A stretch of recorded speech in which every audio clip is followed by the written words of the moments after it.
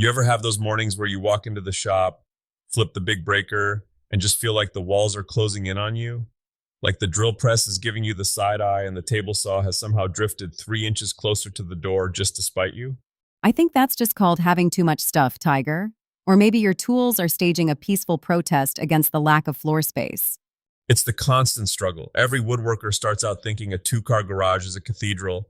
Then you buy a planer, then a cabinet saw. Suddenly, you're navigating the floor like you're playing a high-stakes game of Operation, trying not to snag your pockets on a miter gauge or trip over a cord. I spent half of last Tuesday just shimmying sideways like a confused crab just to get to my clamps.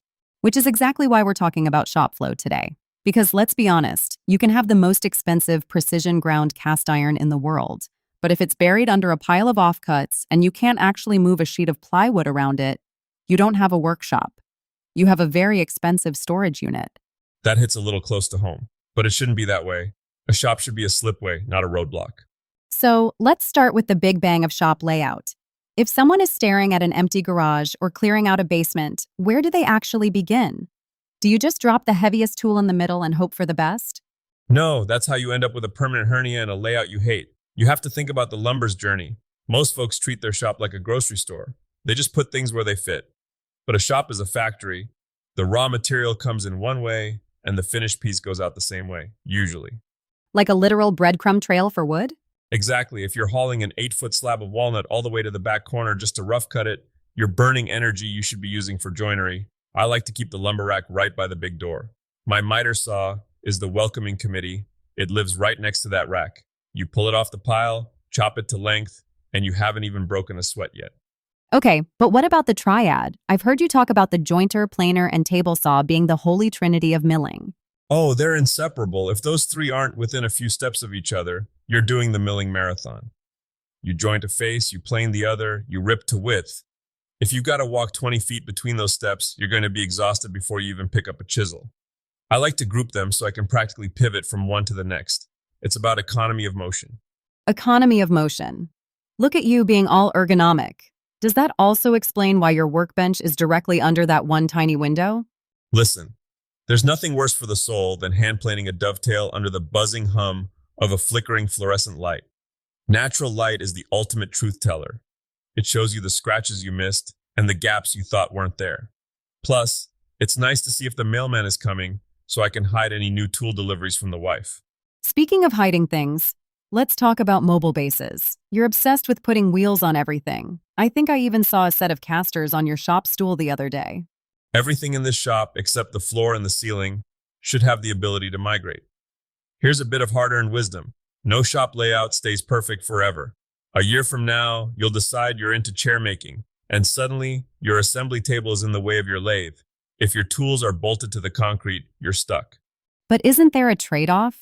I've used some of those cheap, kit-style mobile bases, and they feel about as stable as a grocery cart with one bad wheel. It's a bit terrifying when you're pushing a heavy board through a saw and the whole machine starts wandering. That's the death wobble, Alex. And it's why you don't skimp on the casters. You want the kind where the feet actually lift the chips off the ground and drop the machine onto solid leveling pads. So, more of a retractable wheel situation than just a locking caster? Precisely. You want it to be a mountain when it's working and a cloud when it's moving. I once tried to save $20 by using some hardware store casters on a heavy drill press cabinet. First time I tried to move it, the rubber peeled off the wheel like a cheap banana and the whole thing nearly pinned me against the wall. I spent the next hour with a floor jack and a lot of colorful language fixing my mistake. Colorful language is tiger speak for the neighbors definitely heard me. They learned some new words that day, for sure. One thing I noticed in your workflow theory earlier, you mentioned getting the wood in. But what about the tools? I see people with these beautiful wall-to-wall tool cabinets, but then the workbench is all the way on the other side of the room. That is a classic trap. You see it in the glossy magazines, a wall of hand planes 50 feet away from the bench. It's gorgeous, but it's impractical. Your bench is your cockpit. Everything you need for the fine work, the chisels, the marking gauges, the squares, needs to be within arm's reach. If I have to walk across the shop every time I need to check a 90-degree angle, I'm just wasting time. So, centralizing the assembly table? Exactly. The assembly table is the town square of the shop. Everything happens there eventually. And here's a tip for free. Keep your clamps near the assembly table. There is nothing, And I mean nothing more panicked than a woodworker who just applied glue and realizes their parallel clamps are stored in the rafters on the opposite wall. I have seen that look on your face. It's pure, unadulterated terror. The glue-up shimmy is a real thing. It's a workout. You're racing against the chemical clock of the glue, tripping over an extension cord, trying to grab a 24-inch clamp that's tangled with a 50-inch one. It's a nightmare. Now my clamp rack is a rolling cart. It follows me to the glue up like a loyal dog. Wait, what's with the blue tape on the floor? Are we playing hopscotch? This is the ghost shop method. Before you buy a single sheet of plywood for a new cabinet or bolt down a tool, you tape out the footprint. But here's what people forget. You don't just tape the size of the machine. You have to tape the working zone. Like the swing space or the outfeed space? Spot on. My joiner is only 4 feet long, but if I want to join an 8-foot board, I need 16 feet of total clearance. 4 for the board coming in, 4 for the machine, and 8 for the board coming out. If you put that joiner against a wall, you've just turned it into a very expensive paperweight for anything longer than 2 feet.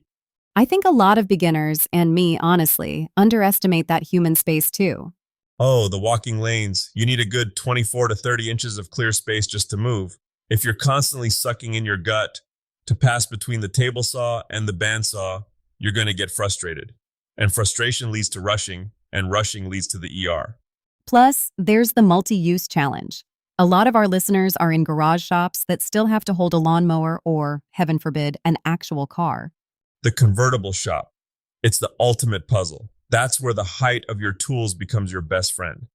If your outfeed table is the same height as your table saw and your miter saw station is flush with your workbench, you've essentially turned the entire shop into one giant modular flat surface.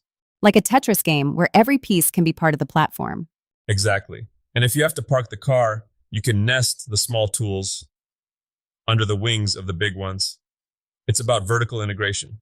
Why waste the space under the table? Saw wings, put a cabinet there, put your dust collector there. Don't let air be the most common thing in your shop. We've talked about wood, but the Tiger Den is also about metal. Does the workflow change when you're throwing sparks instead of sawdust? It gets even more critical because unlike sawdust, metal sparks have a nasty habit of setting your sawdust on fire. Always a minor inconvenience. Just a bit. In a hybrid shop, the hot zone and the dust zone need to be as far apart as possible, or at least you need to be able to roll the metal stuff out the door. This is where those mobile bases really earn their keep. So you're saying don't put the welder next to the shavings from the wood lathe? Unless you like calling the fire department. I keep my welding table on heavy-duty locking casters right by the roll-up door. When I'm working metal, it's outside, or at least right on the threshold. Good ventilation, no fire hazards, and when I'm done, it tucks back into its little corner. It sounds like the secret sauce to all of this is actually the ability to change your mind. That's the most honest thing you've said all morning. A workshop is a living thing. It grows, it shrinks, it shifts based on what you're excited about this month. If you build it too rigid, you stifle your own creativity. So, for the person sitting in their driveway right now, looking at a pile of boxes and a cramped garage, what's the first step today? Get a roll of tape, map out your dream layout, then try to walk through a project. Pretend you're milling a board. Pretend you're gluing up a tabletop. If you find yourself doing a 360-degree spin or jumping over a trash can in your imagination, move the tape. And maybe invest in some decent wheels? Buy the best casters you can afford. Your back will thank you in 10 years, and your workflow will thank you tomorrow. Well, I'm going to go tape out a coffee station zone in the corner that you aren't allowed to put a bandsaw in. Fair enough. Just make sure it's on wheels. I might want to move it closer to the workbench by noon. See you next time in the den. Keep the shiny side up and the sawdust down, folks.